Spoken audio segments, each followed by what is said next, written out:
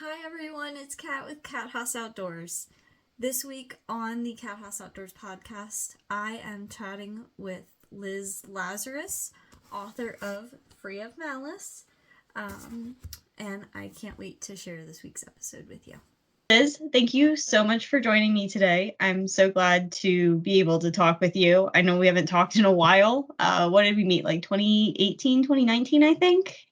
We met at SHOT Show, didn't we? Yeah. Yeah. It's been, and I just actually went to my fourth SHOT Show. So, yeah, it's been a while. Well, it's good to chat with you again. Liz is a author based out of Atlanta, Georgia, correct? That's correct. Okay. Mm-hmm. And she's written 3 books, the first of which is Free of Malice, which I read like immediately after SHOT Show, and then just did like a brief like reread in preparation so that I could refresh myself because I haven't read it in a couple of years.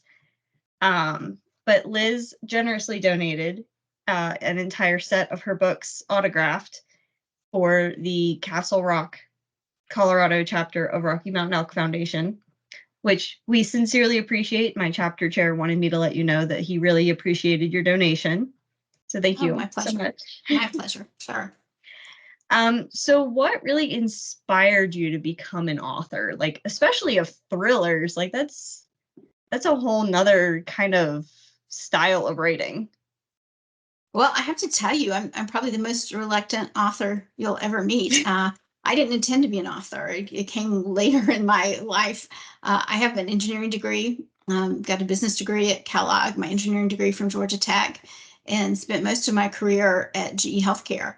And then after GE, went into consulting. So I really did not plan to write a book, but the first book, Free of Malice, which you just reread, thank you for that, was inspired by a real event in my life, and it just wouldn't leave me alone. So the best thing I can say is it was like a calling to write that book. It's based on an event that happened in college, which I'll tell you about, but I kept putting it on the back burner to not write this book, and I was doing other things on my bucket list, and it just wouldn't go away. So finally, I took many years later a leave of absence from GE so I could finish the book. Mm-hmm. And then that kind of started everything. After the first book, people wrote and said they liked it and wanted another one. And I'm actually written 4 books. 3 are published, and the 4th one is in the works. Okay, that's great. Is the 4th one also like a suspense thriller crime kind of novel? Absolutely. It's a stalker story, deals with elder abuse, guardianship abuse. And they all have similar themes: a strong protagonist, a growth, an arc of growth, twist ending. And I'm told a lot, and I meant for it, is education. So you're being entertained, but you're also being educated in the process. Mm-hmm. Yeah, no, I definitely got that with Free of Malice, and I did not expect the ending. I will tell, I'm not going to give any spoilers away in case anyone that sees this wants to go ahead and read your books, which all are available on Kindle and then also on Amazon as paperbacks. Is there any other places people can buy your books? Sure. Yeah. So they're paperback, ebook, and audio. So you can get them on Amazon, on Barnes and Noble. Also, you can get the audiobooks on Audible. They're on, and if you go to, actually, the best way is to go to my website, lizlazarus.com, and there's links to the different places because there's lots of different avenues for the audiobook. Mm-hmm. Gotcha. Perfect. So if you're interested in thrillers after listening to our talk today, there's all kinds of places that you can find Liz's books. And if you like suspense thrillers, you will not be disappointed. Thank you. I personally have not read the other 2 yet. I do plan on it because I did like Free of Malice so much. So I do plan on reading the other 2. I just haven't gotten to them yet. They're on my to be read. Okay, well, good. And also, I've got a couple coupons for Spotify if you like audiobooks. So I find, I'm such a slow reader, such a terribly slow reader.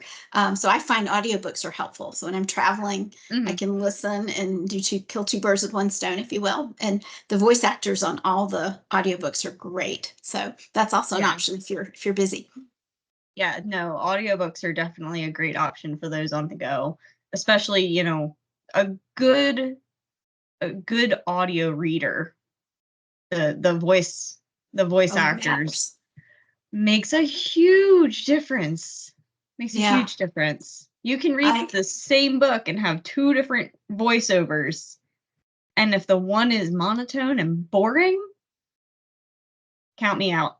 I so agree. So I actually personally auditioned the voice actors for all three books.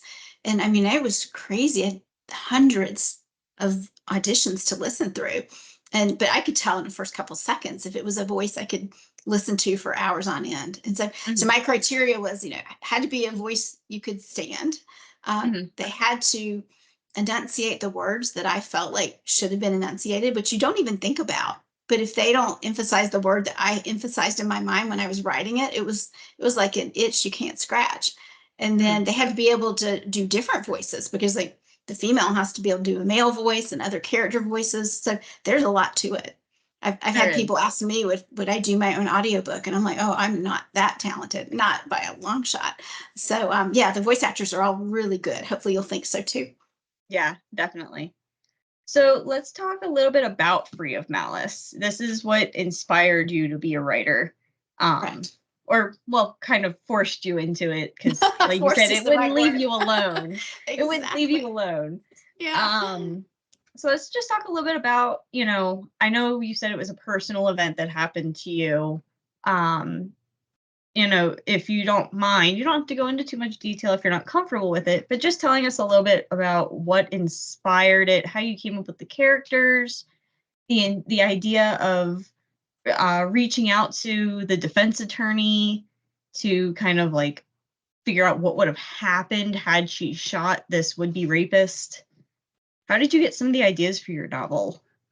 Well, sadly, it was this personal event. And I was such a naive college kid.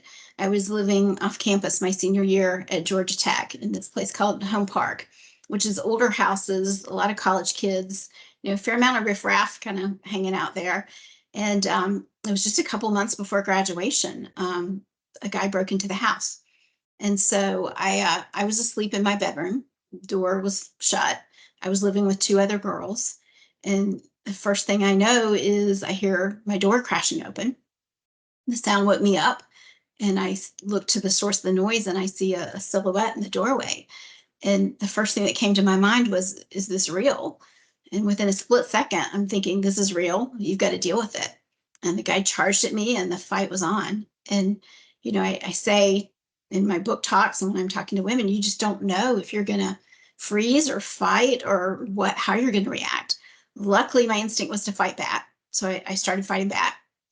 And I remember at one point he said, if you shut up, I'll leave. And I thought, I'm not shutting up. I'm screaming louder because this is unnerving him. And all I can figure is that he was maybe new in his, early on in his career of crime, or I was fighting so hard that he didn't expect it. And he finally left. And I can't even tell you how long it was. And so the fight in the book, the battle that my character Laura experiences is real. That was my fight. And he got up and left. I grabbed a can of mace, which was the only defense weapon I had. It was in my nightstand, and ran to the door and saw him disappear in the night. He ran off in the distance. And so I had said later, if I'd had a gun, I would have shot and killed him, or tried to kill him. And a good friend of mine said, well, the way you described it, by the time you could have gotten to a gun and gotten a good aim at him, he would have been retreating off your property. You would have shot him in the back. That's not self-defense. And then that floored me. I thought that guy deserved to be shot. It didn't matter if it was the back, off my property, any of that, right? But it got me thinking, what's that line between self-defense and vigilantism, and what would have happened had I shot the guy? Mm-hmm. And so the book started really as my catharsis, writing what happened to me, what happened that night, the PTSD symptoms I had, which I didn't even know what PTSD was. And then what sparked me writing the book was that thought of, would it have been self-defense? And then my mother came up after the attack. Both my parents did. My dad turned the house into Fort Knox. Like nobody was getting back into the house. But my mother asked me a question, and it just floored me. I was like, wow, what made you ask that question? And wouldn't that be a killer twist ending? And then it was game on. Then I knew I had to write this book because I was going to use that twist ending. But it was years later before I actually took time away from work and all the other stuff I was doing to sit down and write the book. Mm-hmm. Well, I'm sorry that was something you had to go through. As someone who's survived domestic assault myself, and sexual assault myself, which is not something I talk about too much. Mm-hmm. I do sympathize with that. So, yeah. And I don't mean to touch a nerve with anyone who's gone through it, right? I sympathize. I know what that trauma is like. And, I had people say to me afterward, well, you were lucky you weren't raped. And I'm like, that's so insensitive. When you feel attacked, whether you're, the way I was, or robbed, or any violation of your personal self and space, no matter what degree it is, there's a vulnerability that stays with you. So, but I have had women tell me that it was cathartic to read. Mm-hmm. My character goes through this therapy called EMDR, eye movement desensitization and reprocessing, which is a real therapy. It is. I never went through it, but it was just interesting to investigate it and find out what this therapy was and put my character through it, which was also therapy for me just to write about it. Mm-hmm. But so the guy had a knife, which I didn't know about. During the attack, I must have knocked it out of his hand. So I still can't go to sleep if there are knives in the sink or knives out. It still unnerves me to know that there could be a knife available for someone in the house. And now I can't go to sleep without the alarm on. So, it has changed how I live. Yeah, no, I think anyone that has been through that, it does change certain things about how you run your life and how you do things. Thankfully, I was able to seek treatment, and your book was cathartic as well. Understanding my situation was a little different. It was somebody that I knew. It wasn't, a stranger that broke into my home. It was somebody that I knew. And so kind of along those same lines as Laura reaching out to the defense attorney to go down the rabbit hole of what would have happened had she shot her attacker, I was able to kind of process some of that with what would have happened had I pressed charges. Because not being in the same situation of, shooting a person as they were running away after they attacked you, but just that same kind of thought process. So yeah, it definitely makes you think a lot and kind of look inwards, especially if you've been through the kind of traumas that you talk about in your different books. Mm-hmm. And I don't think the police meant to be unkind because after he broke in, well, after I saw him running down the street, I came back inside, and I'll date myself now because this was pre-cell phone, and I saw where he'd taken the kitchen phone off the hook. And so one of my housemates was not home. She was at her boyfriend's, and the other one was trying to call for help, but the phone wouldn't work. And so I re-engaged the phone and called my next door neighbor, and he was over in seconds, and we called the police. And, one of the early questions was, well, did you leave the door open? And I'm like, no, And the other thing I mentioned in the book, and it was true, was I had a really creepy feeling that night. And that I felt like someone was watching me. It was so strong. I pulled back the curtains to my window and looked outside, and I didn't see anyone, but I changed clothes in the bathroom, which is something I don't normally do. And I latched my door, and it was just one of these little flimsy bar latches, but I latched the door, and it saved me because instead of being able to creep up on me, he had to kick open the door, and it was the noise that woke me up. So my sixth sense really saved me, even though it was hours before he actually attacked me. But just that feeling that something was off that night was strong. But being questioned if I had left the door open or somehow I had let him in was like, there's no way. But things have changed a lot. Women are believed more nowadays, I think, than they were back when I was in college, and given more support, if you will. No, absolutely.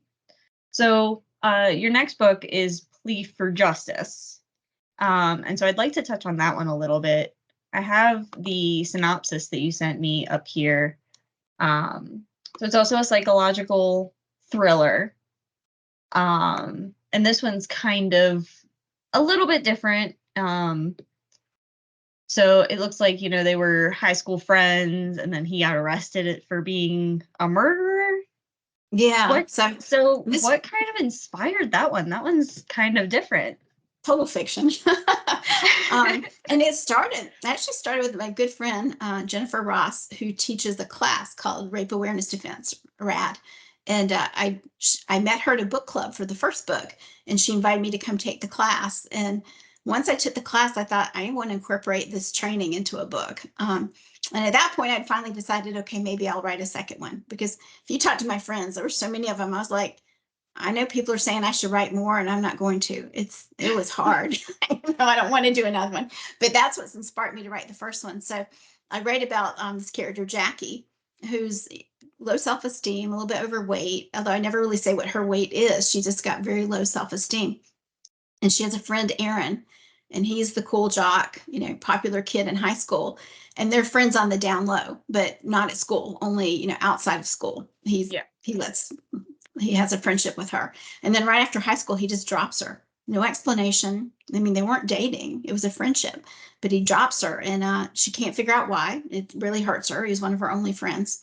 And then 10 years later, he is arrested and accused of being the Snapchat killer, which was a guy that abducted a girl and posted photos on Snapchat and video on Snapchat before he killed her. And so Aaron is arrested. He takes a plea deal. He doesn't go to trial and goes to prison. And from prison, he reaches out to Jackie, who's the main character, who's become a paralegal, and asks for her help. So it's told from Jackie's point of view as she investigates the evidence of this case, and from a character called M.E., who's the bad guy, but you don't know if that's Aaron or not till the end. Gotcha. Because when I first started reading over the overview that you sent, it almost sort of reminded me of a true crime novel by Anne Rule. About how she used to work a suicide hotline, and she worked alongside Ted Bundy on that suicide hotline. Wow. And she was like, he's this great guy, and he's so great, and he's so wonderful and so nice and trustworthy, and he would babysit her kids or her child. I think she only had one at the time. And then all of a sudden she sees him on the news, and she's like, oh my God. So it kind of gave me that same kind of vibe reading your synopsis compared to The Stranger Beside Me by Anne Rule, which is an amazing read. Okay. My to read list is so long, but I'm going to add that in. But yeah, because Aaron's a charmer. Everybody thinks he's great, and then how could he be this killer? And then, his mother is like, he didn't even go to trial. He's got to be guilty. He didn't even try to go to defend himself. And I learned a lot about habeas corpus. You only have 30 days to defend yourself before you lose that right. And I learned a lot about how Jackie investigated the evidence. And for both books, I worked with a lawyer, a criminal defense lawyer. And so I do my research, whether it's working with a lawyer or a firearms expert, or in the third book, a commercial pilot. I almost feel like I'm an investigative journalist, because I work with experts to make sure I get my content right. Oh, absolutely. Absolutely. And you can really tell that with Free of Malice, that you really put forth a lot of effort into, like you said, working with gun instructors or defense attorneys, psychologists, psychiatrists, whoever you need to in order to get your information correct. You can really tell in your writing. There are some writers that they talk about, thrillers or suspense or crime, and they may not know all the little details here and there because they don't put in as much effort and, reach out to the experts in those fields. Mm-hmm. They just kind of go off of what they can come up with. When I tell you, I didn't intend to go so far in the firearms industry, but from getting my first gun, and, because I did that very, very early on when my character, Laura, well, after not long after the attack, I got a gun. But then when I went back to the range when I was writing the book, because I wanted to write what it would be like for a novice to have a gun. And it was that point where I realized I was not being responsible. I had this gun in my nightstand, unloaded, thinking I was safe and never practiced. And so that's when I got connected with a lot of the different shooting groups and realized, no, I need to train. I need to practice. I need to feel comfortable in how I'm storing it. I need to feel comfortable having it loaded. So that journey of writing the book was a blessing in disguise because it actually made me much more responsible in firearms. I've since become an instructor, a range safety officer. Just came back from a week of training at Gunsight out in Arizona. So it's become a hobby for me now. Yeah, no, I've heard great things about Gunsight and their trainings. Yeah. I've not had the honor of attending one of their classes, but I hope to make my way there sometime. Maybe we'll take a class together. That would be awesome. No, January was okay from this Georgia girl thinking Arizona can't possibly be cold in January. It can. No. It can. Yeah, no, it definitely can. It's that dry desert air that just any bit of cold. The nice thing though is like being out in Colorado is somewhat similar kind of weather.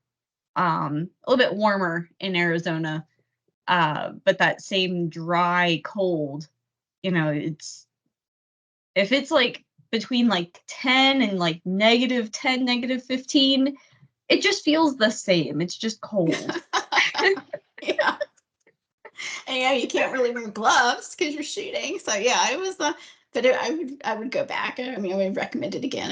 It was a good experience. And the whole thing, I mean, I learned to really shoot for free of malice. I got my carry permit for the second book, Plea for Justice. I learned to shoot a shotgun for Shades of Silence. So each book, I'm getting myself more proficient as part of my research. Mm-hmm. So now that you've mentioned Shades of Silence, let's talk about that one a little bit. So that is a husband that goes missing. His plane goes missing. And she's grieving, and then this person shows up on her doorstep and says, he's not who you think he is, and gets murdered on her doorstep. Exactly. I mean, that's crazy. So this was also just complete fiction, but what made me think of it was, what makes my protagonist likable? And, like for Jackie in the second book, it was her low self-confidence. People can relate to that. And so for Juliana in the third book, Shades of Silence, what I wanted to do was do something that would make her sympathetic. And I thought the only thing worse than maybe being a widow or losing a child is not knowing if you're a widow. Like the husband goes missing, but she doesn't know if she should grieve or not because his plane's missing, hasn't been found.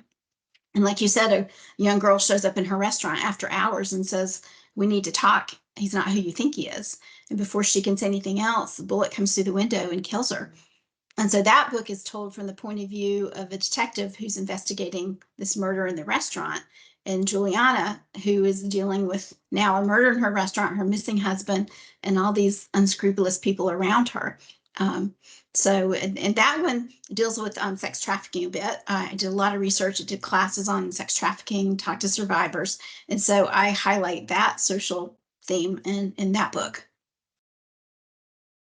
Gotcha. Yeah, definitely.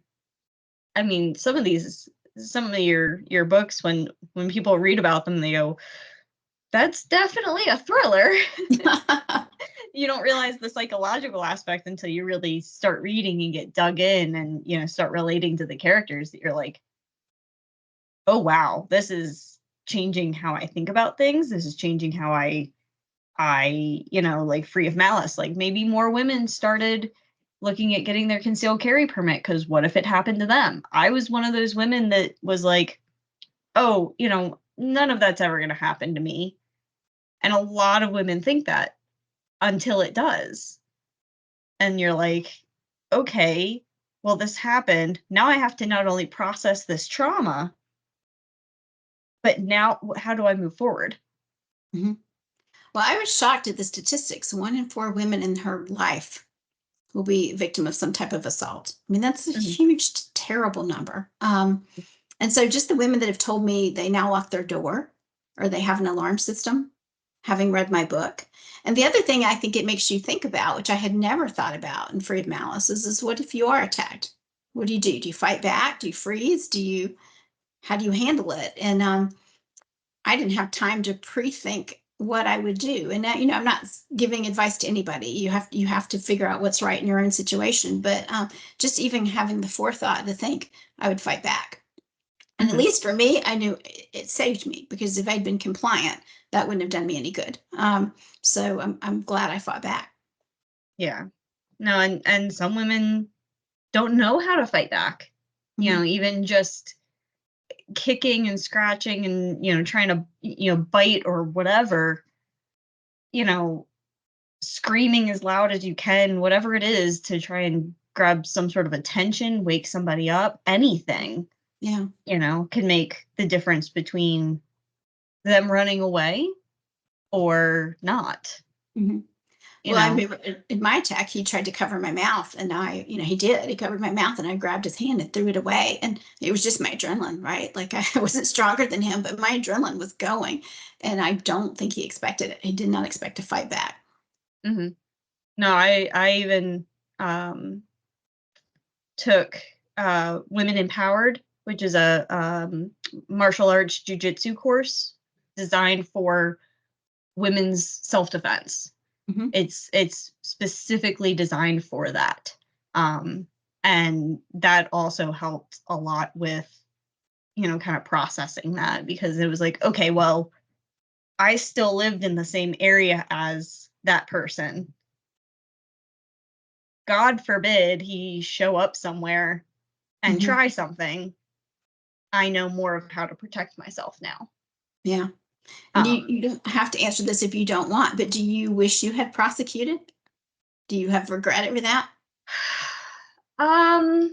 Sometimes I wish I had. Mm-hmm. Sometimes I'm glad I didn't. Because I did not prosecute, I did not have to face him in court. And I did not have to see him again. Mm-hmm. Other times I'm like, you know what? I wish I had, because then you would have gotten what was coming for you. Yeah. And he's on the sex offender registry anyway, because then after, leaving me, he assaulted a minor. Under the influence of alcohol and drugs. Jeez. And so he's on the offender list anyway. So he still kind of got what was coming to him, just not as much as if I had actually prosecuted. Yeah. That.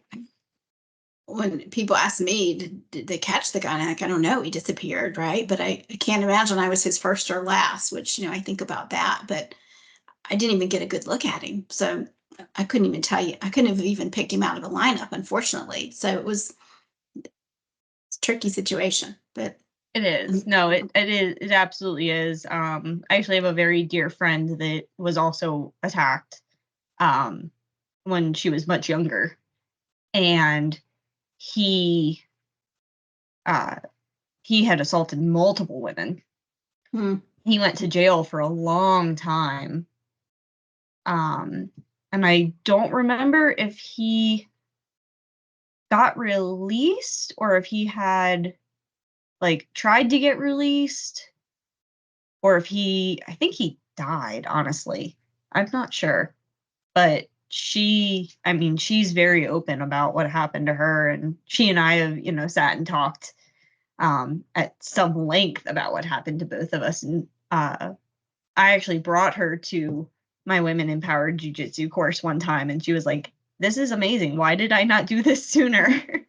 It sounds a lot like the RAD class, the Rape Awareness Defense, which was a 4-week class, 3 hours a night for 4 weeks, once a week. And what I really learned first was situational awareness.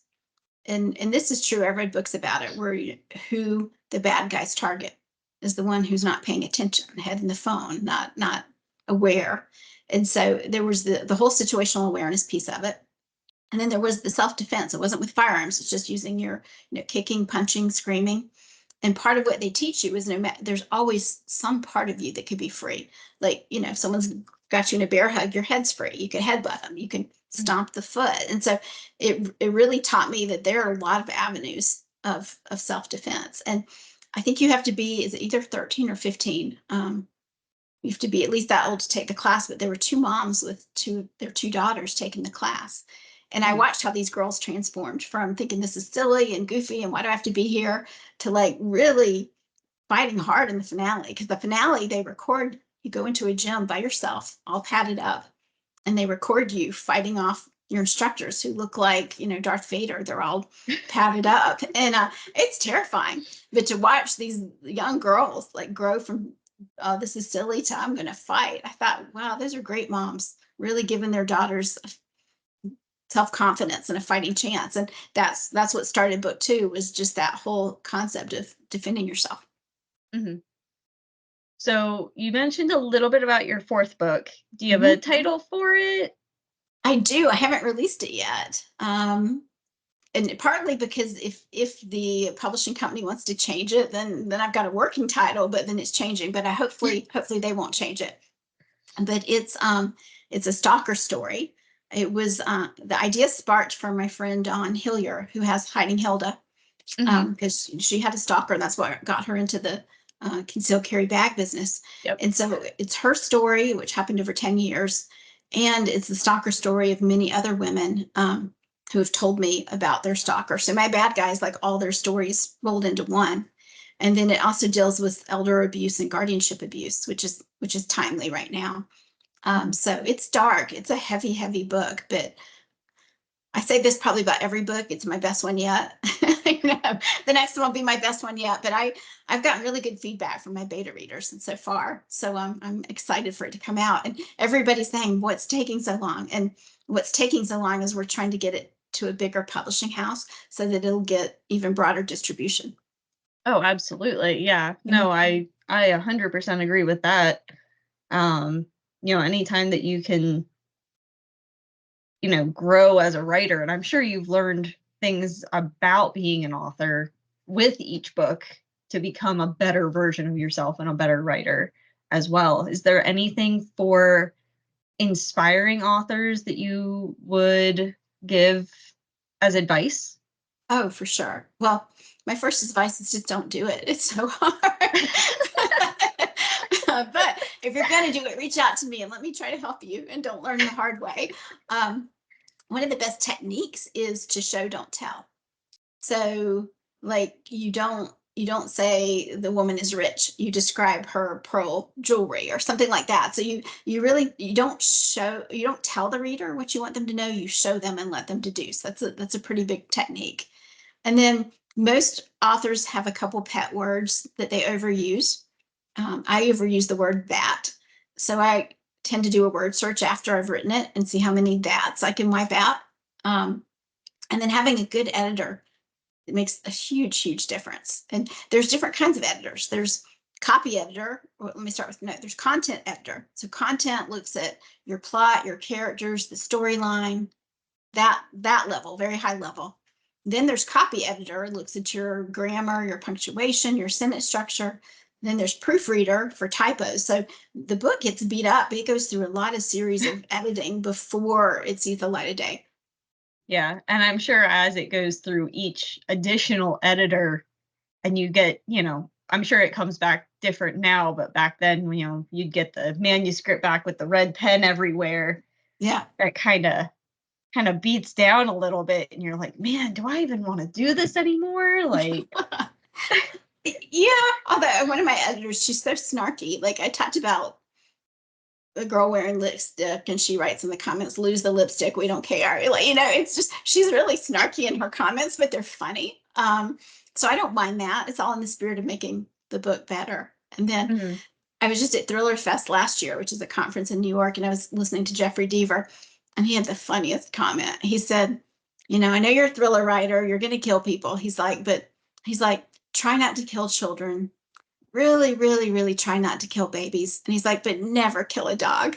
And I was just like, oh, that's funny, right? It's like people will forgive you for about anything, but don't kill an animal, not a dog, especially. almost a John Wick kind of rule to thriller writing. Exactly, right. You can kill anybody, just not the dog. Exactly. So took that to heart. Will not kill any animals. Yeah.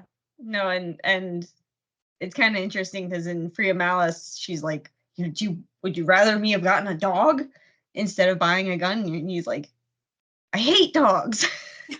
Oh yeah, that's the husband. That was a fun part to write, which is so Laura is the journalist who decides to write the legal story of what would have happened had she shot and killed her attacker, which it was my attack. And her husband, Chris, is very anti-gun. She wants to get a gun, and he's very anti-gun. In fact, he works in the medical business, and he sees some of the carnage that comes from gunfights. And so it was an interesting way for me to debate pro anti-gun ownership between a couple. So yeah, that was a fun part to write.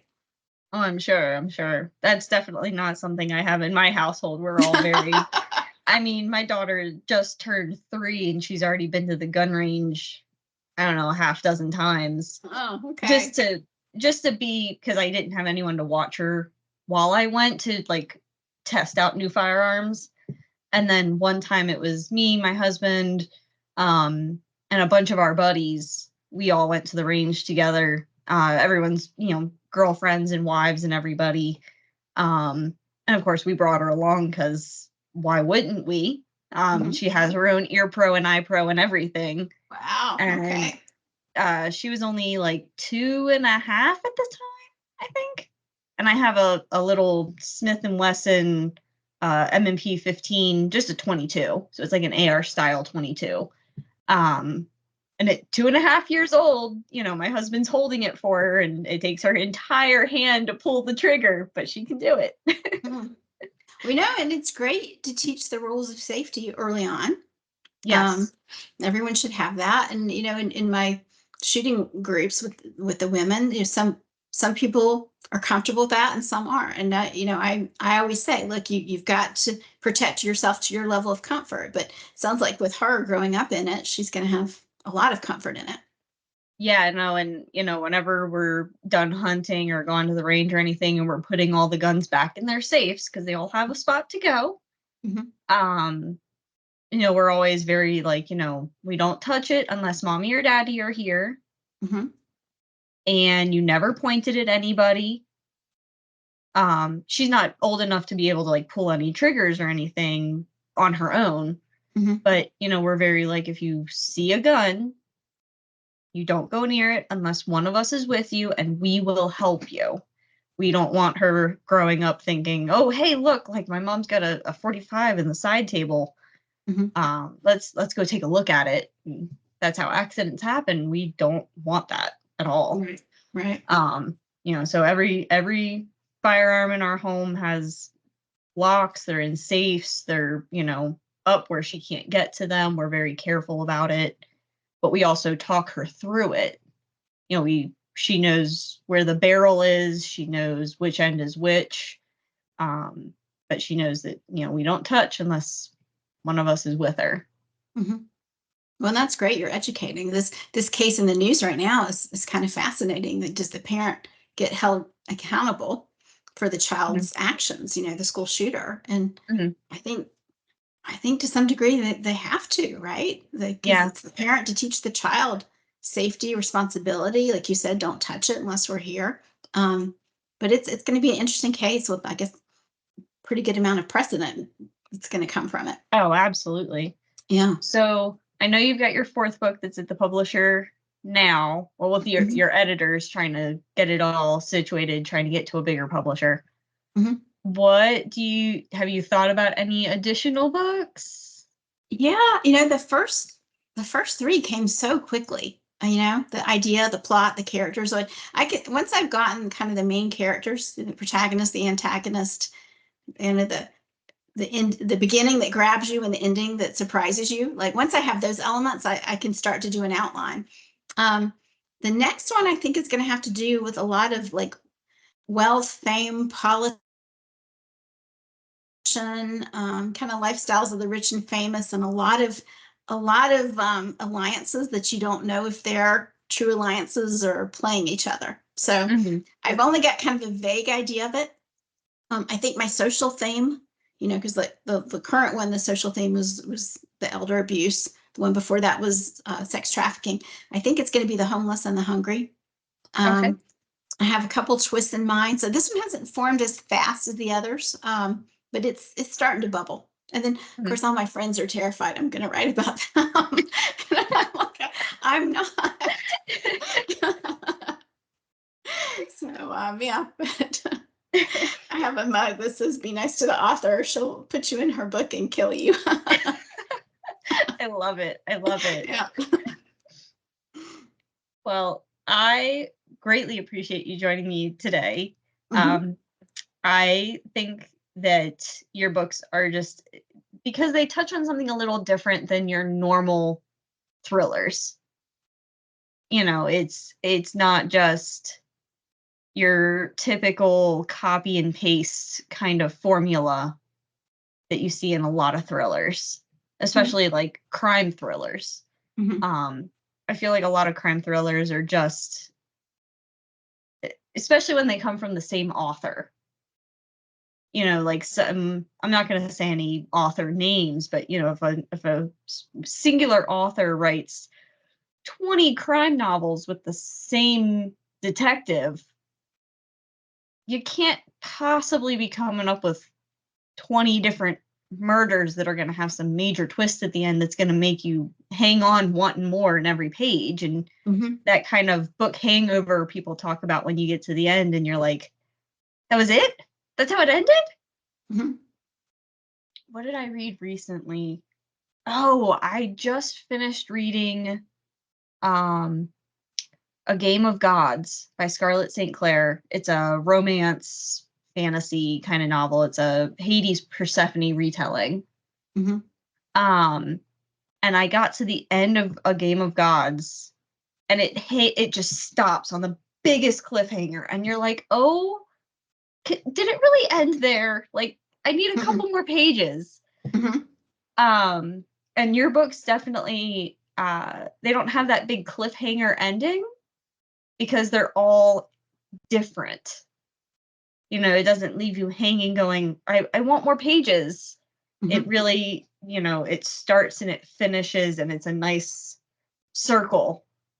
It's I like to give closure. I didn't early on in Shades of Silence. I had a kind of a open-ended question and people hated it. So I fixed it because I had a bit of a cliffhanger and I thought that could be interesting. And I thought, no, I hate that too. So I try to give closure to everything. I try to, any clue I drop, give you the follow-up. And as much as I love twists, because each one has one, I try to give you one that's realistic.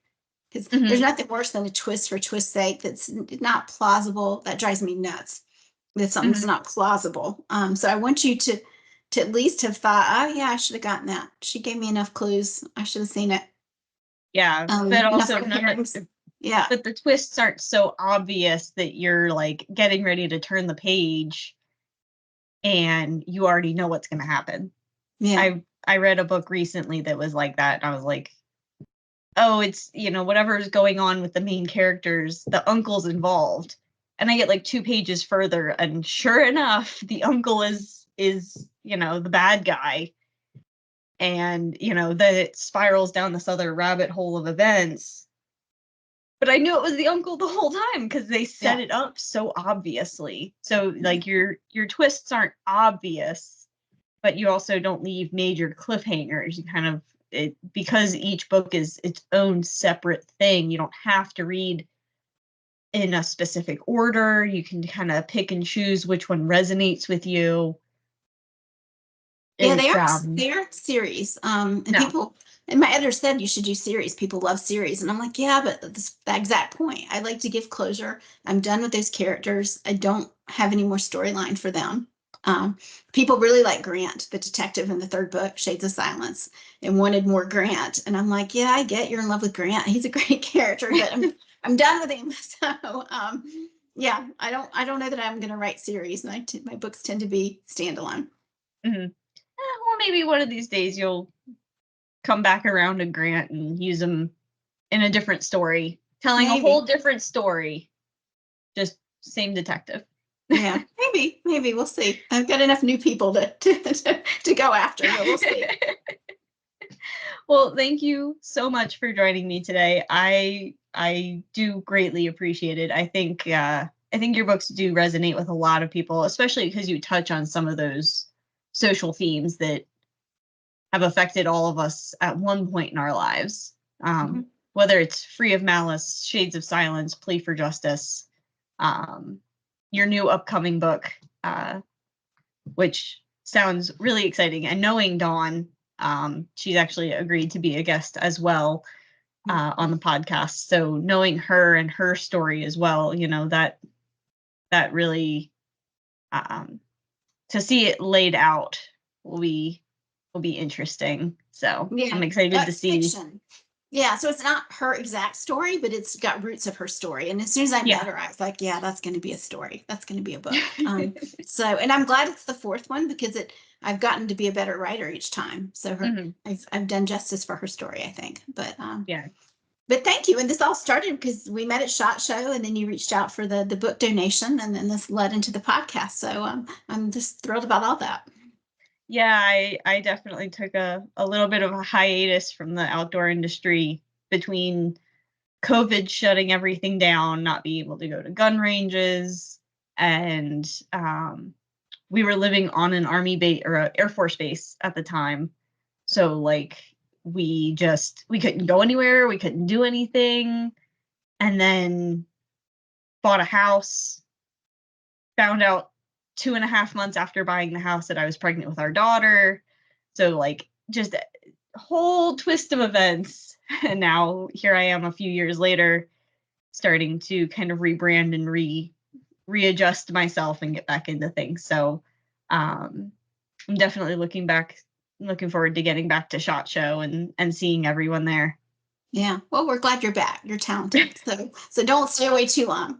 No, I'm back. Okay. Well, excellent.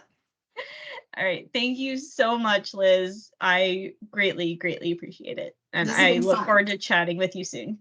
Okay. Thank you. Thank you. Thank you so much for joining me this week on the Kat Haas Outdoors Podcast, and I can't wait to chat with you all again. See you soon.